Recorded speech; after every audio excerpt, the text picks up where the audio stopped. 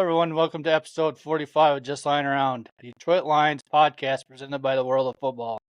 I'm your host, Kyle Sutherland, and I'm joined by my co-host and brother-in-law, Adam Snow. Adam, you know what the keys for a great football team is? Let's see. I would say there's three things that are key to having a great football team. You need to be able to win on offense, you need to be able to win on defense, and you need to be able to win on special teams. Yep. And if your quarterback throws 5 interceptions and you still win the game, that's a great football team. There's a lot that played into that, and we'll get into it. But I mean, that's kind of condensing it down to its basic formula. But I mean, it's a little more complicated than that.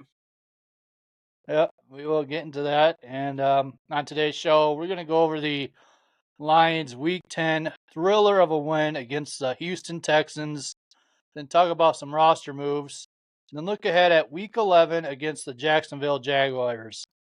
So we got the Lions Texans last night. Lions won 26-23, and I know probably everyone and their brothers and sisters and fans, all that, probably shut that TV off after the half there. Like I talked did. to a few people who said they went to bed at halftime. Yep. I got into work today. Obviously, you and I watched the whole thing, and I was going to ask you, if you didn't do this podcast, would you have stayed up for that whole game the way it was by halftime, or would you have gone to bed?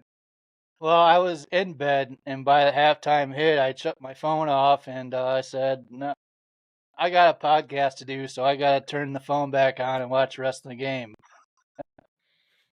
Because that first half was tough, and they were down 23-7, and I did find myself going, they're not out of it.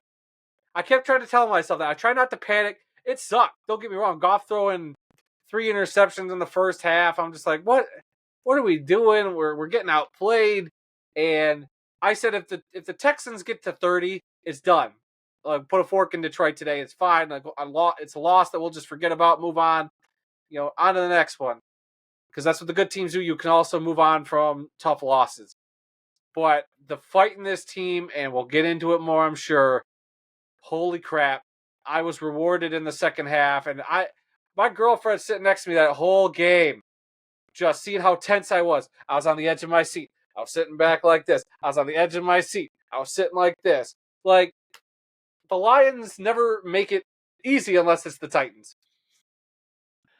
Yeah, that Texans defense, those linebackers they have are, holy cow, they're fast and they are great.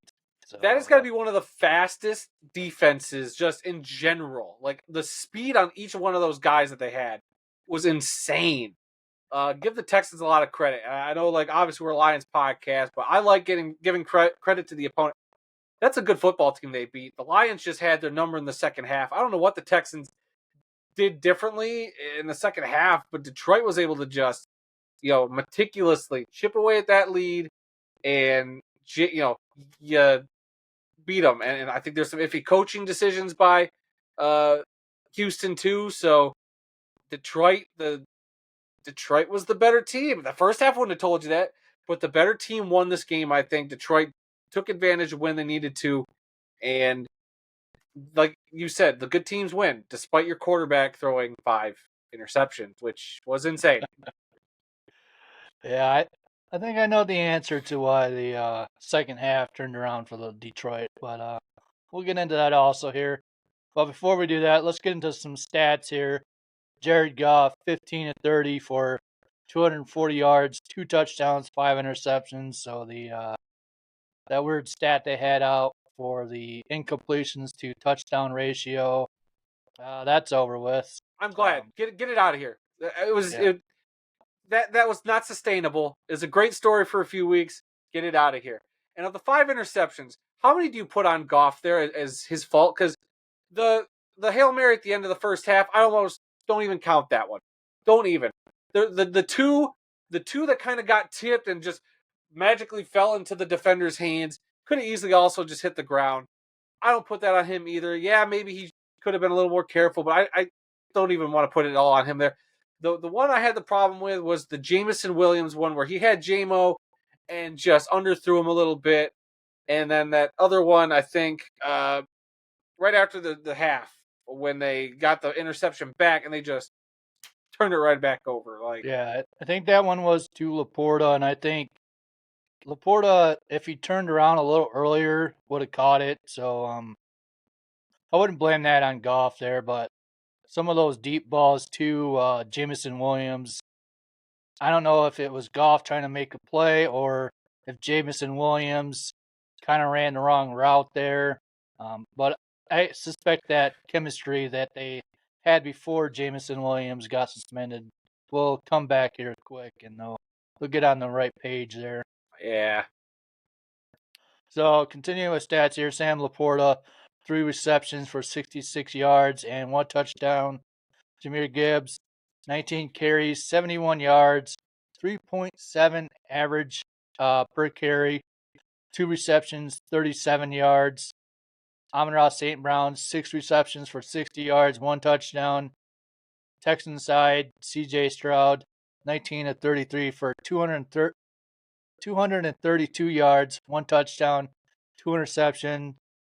Joe Mixon, 25 carries, 46 yards, a 1.8 average per carry, 1 touchdown, 2 receptions for 44 yards, and John Menchie, 5 receptions for 74 yards and 1 touchdown. Before I want to talk about total yards here for each team, if you look at the stats for all the running backs in this game, you can tell it was a tough physical game there.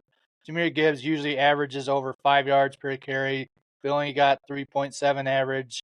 Even Detroit's defensive side, facing off against Joe Mixon. Joe Mixon usually averages over 100 yards, and they stopped him to only 46 yards this game. And you could tell Joe Mixon was physically frustrated with his performance that he had out there.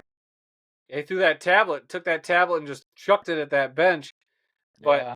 the front seven for both of these teams were on the, your money's worth for both those defenses. I mean, making the stops, clogging the holes, especially the first half, clogging a lot of those holes, and nobody could do anything on the ground. It was kind of pitiful at a couple points.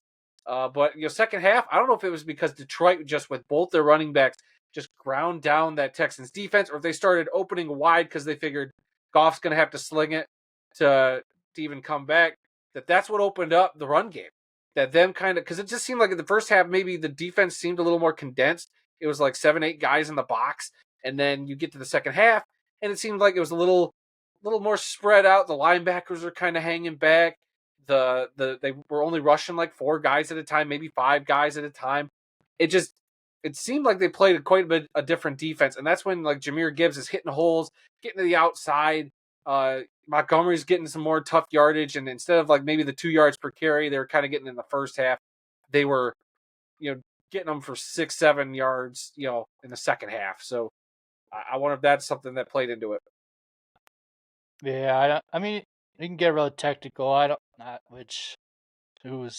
not really a football savant like that. But I think the You're not? offensive line that the Lions were playing the first half was like a zone, whatever. So they weren't like pulling pulling their linemen around, kind of blocking for the running backs there.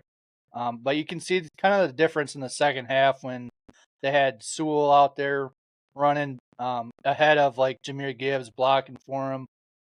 So yeah, you could do a later video on that stuff, but I'd have to study up on that thing. But total yards, Lions 345, Texans 248. So Lions actually won out on the yards total this game versus the past 2 games there.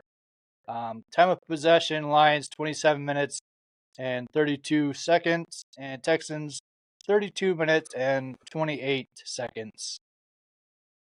So offensive side here, again, first half was pretty bad for the Lions. They did have that 1 touchdown with Laporta there. But yeah, we already talked about it. They couldn't run the ball very well in the first half. second half they kind of got the groove, and Gibbs was starting to make plays for him. And Goff in the pocket didn't look very comfortable. He was getting a lot of pressures up the middle, on the sides. Um, Taylor Decker was out this game, so they had Dan Skipper on the left side tackle, which I didn't think he did pretty. He didn't do too bad of a job there. I thought he was all right. Yeah, I thought Skipper did fine filling in. Um, a lot of the pressure came from Sewell's side. If I'm Yeah, honest with you, it was like right in Goff's face. There was only maybe one or two times where they kind of, because they didn't get a sack, but they got some pressure behind them, and just maybe Decker let that slip up. I did notice they would bring in that extra lineman. I forget that lineman's name. It's a name I can't remember the top of my head, but they'd bring him in kind of as extra protection on Skipper's side. And I feel like that's when they were playing their worst, when that offensive line just couldn't do much. Once they kind of stopped doing the extra linemen and start spreading out a little more, I felt like the offense was able to kind of find the rhythm again. So I don't know, but I mean, kudos to Skipper for filling in there. I mean, Decker, we were kind of questioning Decker. Decker had a couple of starts to those games a little rough, but he usually is very solid. So he's a big shoe to fill, and I think Skipper did a great job for the most part during that game. yeah. And I suspect Decker will be back this game coming up here, so Decker will get his usual spot back, being reported eligible each play there, which I know he loves doing. Yeah, So yeah, Goff ended up throwing 5 interceptions. We already talked about it. If I had to pin one of those on Goff himself, I think one of them would be like why did you throw that sort of thing there? yeah. My question, Second, sorry, I got a question for you real quick. So there's been all this MVP talk about Goff, for the last couple of weeks because of how efficient he's been. Uh, do you think the MVP talk's gone? And do you think it's even like, if I were Goff, I wouldn't care about the MVP award at this point. Like, name me the last MVP of the season that's won the Super Bowl. I think Jared Goff is more than happy to, play team ball than be the league MVP and not have a Super Bowl to show for it. So everybody getting upset, like, oh well, there goes Jared Goff's chance at the MVP because he threw 5 picks, and it's like, look, what's not going to show up on the stat sheet is his bounce back ability. Jared Goff, we've kind of doubted when he first got to Detroit, like, oh, he threw an interception, and there were games where they couldn't get out of their own way. But now it's Jared Goff makes a mistake, and he's like a goldfish, and just like, all right, back out there. All that stuff that happened is done. We're gonna fix it, and he relies on the team around him, and that's what they did. And I'll take Super Bowl MVP Jared Goff as opposed to league MVP Jared Goff. So I'm glad we can get that talk out of the way too. Keep Jared Goff's name out your mouth for that MVP talk, and let's just win football games. yeah, I think Goff's more concerned about winning the Super Bowl than being a MVP. If it comes to him, great, but I don't think he's too worried about that part. Yeah, I just saw a He'd lot of rather chatter have about like that. So he'd rather have like a Cleve Freeman on special teams, getting the ball out to like the 40 or 30 yard in their side of the field there for him, rather than having to make miracle plays out there. yeah, Yeah, second half, offense pretty much settled down. We had a lot of help from that defensive side there. Gibbs finally got a couple great runs to set up the passing plays for Goff. To Laporta, to Montgomery there, and did I already say St. Brown? you did not, but Yeah, even Jamison Williams coming back, he had a couple great catches as well, like heck yeah, he some did. really tough contested catches there. Those 2 catches, I mean, of all the deep balls he's caught, these 2 catches in this game are the most impressive to me. His concentration, and he took a hit. That second one where he had 2 guys just sandwich him. It was unbelievable, his concentration and him holding on to that ball. So kudos to him for coming back and making those 2 very crucial catches. Yeah, The only thing I'm going to point out there is when they went for that 2-point conversion. It's early in the third quarter. I don't really like that play. If they would have kicked that extra point, that I think that would have changed Houston's direction at the end there. Rather than trying to like kick a field goal, they'd have to go for it. I don't know. So I get going for it because you get the 2, you go down by 8. You don't get it, you're still down by 10. That's still 2 possessions, but you're trying to change it from a 2 possession game to a 1 possession game if you have to. And so I get wanting to do it there. It's just the wrong play was dialed up.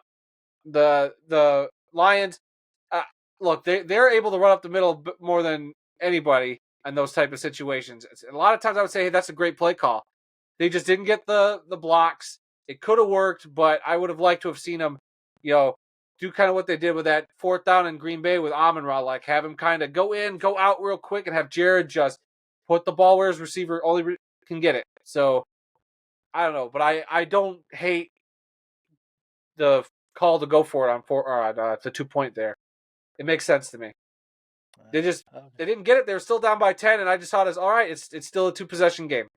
I mean, it could have been a 1 possession game had they got it. So I'm not beating them up about it. yeah, I think if it was a passing play, I'd be a little more all right with it. But the way that the defensive side for Texans was kind of stopping that run for them, I think they could have called a better play on that one. Maybe, but I think they were thinking the Texans would expect a pass in that play because that just seems like what Detroit would do. So why not just give it to Montgomery, your tough-nosed guy up the middle? But it just didn't work. It happens. Yep. So next thing I'm gonna save until the notes from the game there. Let's jump into the defensive side of the ball. Defense, I thought overall did a good job. They only allowed 1 touchdown, 3 field goals. Considering the 5 interceptions from Goff, 2 touchdowns. that didn't really help. But Didn't they allow 2 touchdowns? okay, yep. Yeah, 2 touchdowns. Okay. Yeah. That first half wasn't great for them. Like all the possessions the Texans had, they scored on, which you don't like. But the crucial thing was holding them to those field goals. That was the big thing. Their red zone defense has been pretty awesome this year. So I don't have those numbers in front of me, but just watch them. So if they have to, they're a bend don't break. They get to the red zone and we'll stop you for a field goal or we'll pick you off and you won't get any points. Like that's how they've been playing. Aaron Glenn, phenomenal job coaching them last night, and then in the second half, obviously, to not allow any points, and they kind of got away with one with the missed field goal there. So I just think that defense played pretty. I have it in the notes here, but I don't see his name, but not Kirby Joseph, Brian Branch. Brian Branch was all over that field last night, looking awesome. Pay that man. I know he's only in the second year, but you pay that man. Get him long term. Him, Kirby Joseph, sign them both. Yeah, that's a lot of money you'll be dealing out there by the They'll time figure it out. extend those contracts. The cap is monopoly money, and the Lions can figure it out. Yeah, I could definitely see Brian Branch. You need to extend him the moment you can because he's gonna be an all pro. I mean, he's gonna have the yellow jacket there for sure by the time. I was gonna say, did you watch any of the post game from Peacock where he was interviewed? Yeah, I watched it on YouTube. Yeah, so the comparisons. Yeah, the comparisons to Troy Polamalu, to Ed Reed. The dude is gonna be all-time great safety, but he will be one of the best premier safeties in this league for the next 5 to 8 years. He's that dude that you want in your safety position, and he does so much more. I definitely think with Brian Branch, it really helps to have Aaron Glenn as his defensive coach. I mean, if I was Detroit, I'd be throwing money at those two coordinators, all the money in the world just to keep them on this team, because those guys right now are they're doing great stuff for the Detroit there. Yeah, they are. I mean, we'll get to that point in the season when we have to. We'll see how the season plays out. Already you got talk of Aaron Glenn being a perfect fit for that New Orleans job down there in New Orleans. Ben Johnson, obviously, he's going to get looked at by everybody for the job he's done. But I think Aaron Glenn, we've been critical, especially on this show. I have the last couple of years of Aaron Glenn's defensive play calling, his scheme. Now that he's got his guys, year 4, he has been coaching, I won't say lights out, but he's been coaching some pretty good ball on the defensive side. Yeah. So, yeah, Brian Brash coming back. He had 10 total tackles, 2 pass breakups, which were key, crucial parts of this game. Defensive line, they did a good job overall. 4 sacks total. They had McNeil, Pascal, Houston, and O'Connor. No Zadarius Smith out there this game, but showed a lot of him on the sideline, kind of coaching those guys up, telling them, hey, this is what I would do if I was out there. And I don't know, I kind of felt like that kind of helped them out there. It was cool seeing him do all the coaching on the sideline. And he also had an interview after the game, too, on that Peacock after game or whatever. And I have never been more into a Lions player that hasn't taken a snap for this team since Jamal Williams. Since Jamal Williams. Like, when Jamal Williams came on in Detroit and he was, doing his whole nerdy speeches and, like, being goofy with the media, Zadarius Smith comes in and he's been here less than a week.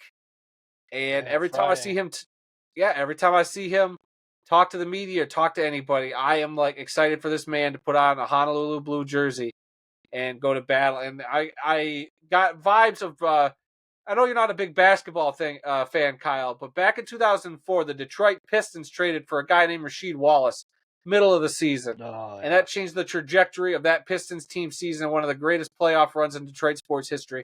I love that Pistons team. I always will. But I got vibes of that with Zadarius Smith coming to Detroit. He is this team's Rasheed Wallace. You get him out there, he's going to be a bad, bad man. And that defensive line could use him. I mean, they got pressure in the middle. The edges were still a little iffy. They did get to Stroud a couple times, but we need it more consistently. And I think Zadarius Smith is going to bring it. And he's got the experience, and he clearly loves being in Detroit right now. He loves what he's seeing. So I'm very excited to see what he actually does on the football field. Yeah, people like James Houston crapped his pants during the game. Did you see that? He said he had a little poo skid mark on the back of his pants there. He said he sat in some Gatorade. So sure you did, buddy. But he changed it at the half. So, but yeah, like people like James Houston knowing that Zadarius Smith is gonna play soon, so might cut into Houston's play time. So James Houston, I thought, had a pretty big game this game with a sack and a couple pressures on the defensive end. And so, yeah, that'll definitely help once Zadarius Smith starts playing and kind of get these other guys to kind of step it up a little bit so they're not cutting into their play time there. Right. So we had Carlton Davis had a great game, 2 interceptions, both after the half. Pretty much after that second interceptions kind of shut down Houston there, and the Lions offense kind of took over and won that game there. So notes from the game. I already skipped this earlier, but Jake Bates hits 2 for 2, 58 long, 1 for tied the game and 1 for winning the game. So he got a game ball out of it, and 2 game balls. But how'd you feel about those kicks almost hitting the uprights? Man, you could probably put a thing of dental floss between the ball and that goal post there. Both those kicks were just like, they looked like it was going outside, then it would come in and it would just like just barely graze it on one side. Then he did the other, so he like overcorrected so much that it barely grazed the other side. Like Like he knew, like, yeah, I'm just gonna give everybody a little heart attack. We got this though. Like I don't know what is he 12 for 12 on the year now, 13 for Yeah, 13. Uh, he's been great. He's still learning. He's got to center it, man. You're giving me a heart attack every time you kick the ball, but he's clearly got the leg for it. And Dan Campbell trusted him to get it, and it seems like they've been waiting for a while till they started giving him the 50-yard bombs to start kicking. And how soon before Dan Campbell goes, all right, let's get the 60 burgers out of the way? And how long after that till we start getting the 70-yard field goal? We know it's coming. I'm telling you. I think they play the Bears on Thanksgiving. Oh, you think they're going to do it against the Bears? Oh yeah, they're gonna Just pull embarrass out the a. Bears out. If Eberflus isn't fired by then, that he will get fired after that game. After a 70-yard kick. Yeah. Oh, Yeah. boy. Also, Detroit Lions fans showed out for the game. Yeah, they did. Think it was the third or fourth quarter. They made Houston get a flag for a delayed game at their place. So pretty good on the Lions fans for showing up there. Wild. Good. Kudos to those fans that travel, man. Awesome. So other than that, um, I'm not gonna really worry about that part. But let's talk about a few roster moves here. They released Isaiah Smith. He was from the Browns. I think that they had to make room for Zadarius Smith, so that's maybe why they did that part. Um, Hopefully, and also sounds like Emmanuel Mosley and if you Malfanu and also Martin might be coming back in the next few weeks, so it could be kind of interesting who else they might have to cut here soon, and we'll have to wait and see on that part. Hey, yeah, they're getting reinforcements at a great time. You know, you're in a softish part of your schedule right now. The next few games, I won't say they're cakewalks. There's no cakewalk in the NFL whatsoever. But you got a few teams here that are very, they got a lot of problems of their own. The Jags, Colts, and the Bears are your next three up. What a nice window to start maybe seeing if you can start bringing some guys back, get them reacclimated before you got a big game against Green Bay. Yeah, and I wonder with Emmanuel Mosley coming back if he's going to move back. They were kind of talking about him being in that nickel position and having. I wonder if Amik Robertson's going to kind of get some reps from Terrion Arnold to kind of rest Terrion Arnold because he's been out there almost 100% of the game. So I don't know if he's just getting tired or whatever. So if they have like a little rotation to kind of keep those guys fresh, will hopefully help them out as well.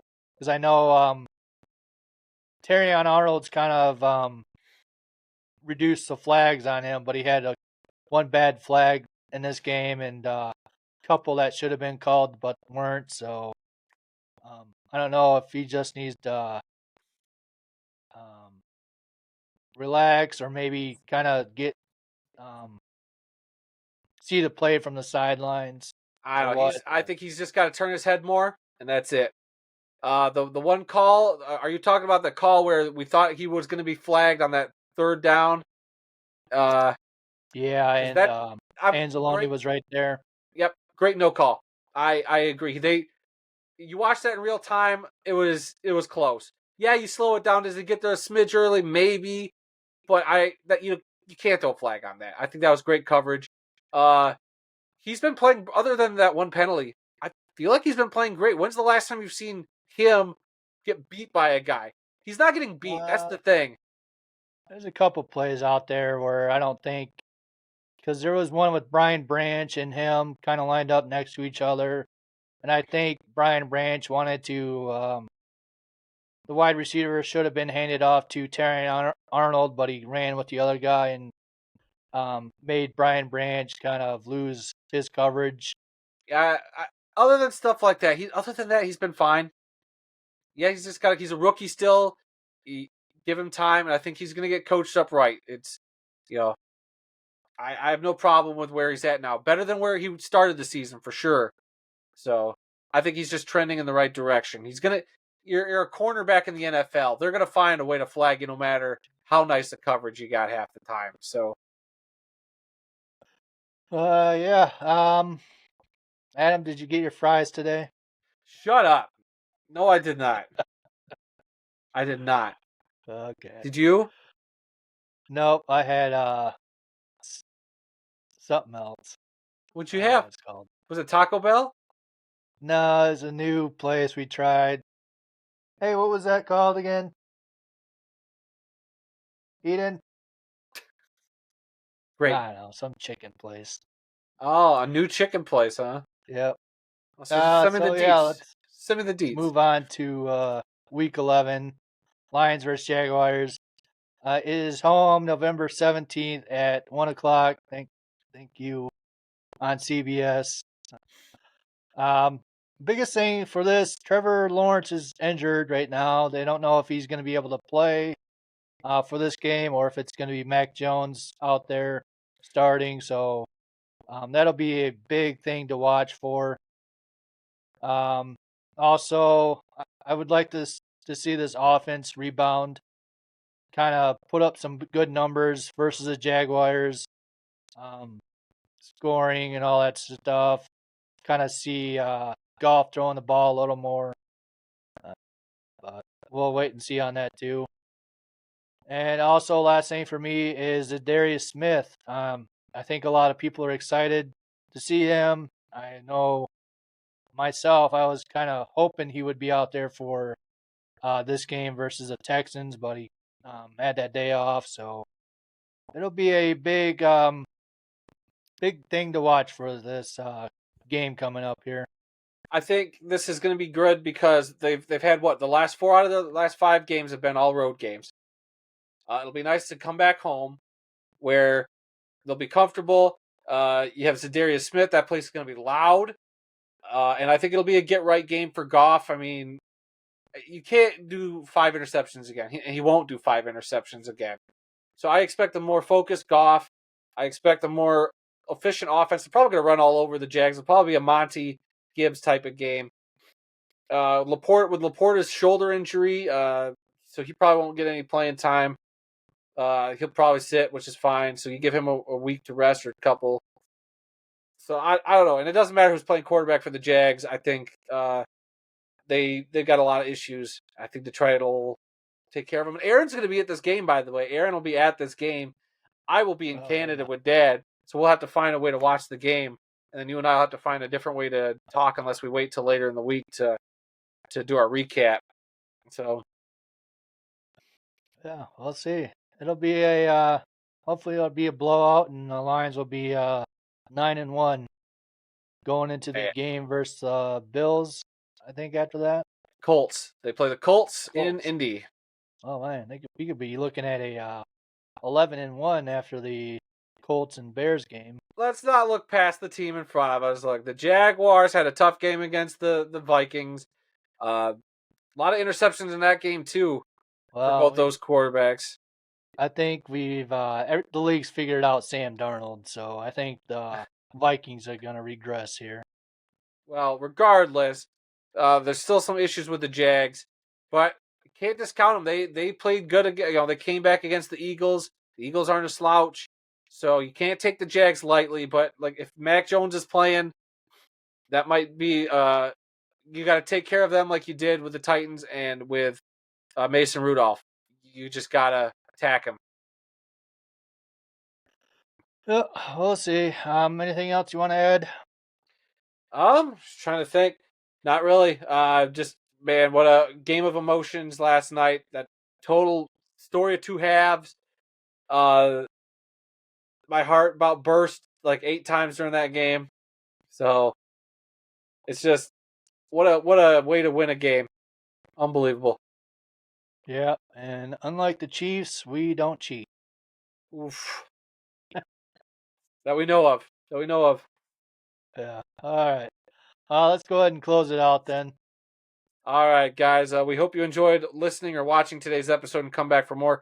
Be sure to visit the World of Football's website, www.theworldoffootball.com, for news, links, upcoming events, original articles, videos, and more. If you want to get in touch with us, send us an email to info@theworldoffootball.com, or you can connect with us by either liking the World of Football on Facebook or following the World of Football's X or Instagram accounts. Be sure to check out our flagship show, This Week in the World of Football, which I do every Tuesday with my dad, Randy.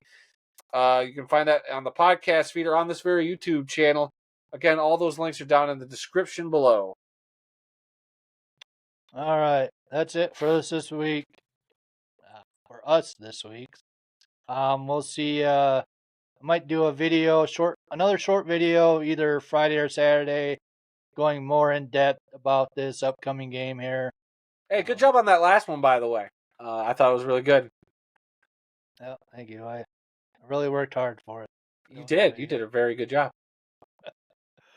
But until then, remember, Lions, brand new Lions, not the old Lions. Don't freak out if this sort of game happens again, because we know the Lions are going to come out top winning. So, yeah, that's it. And go Lions. Go Lions.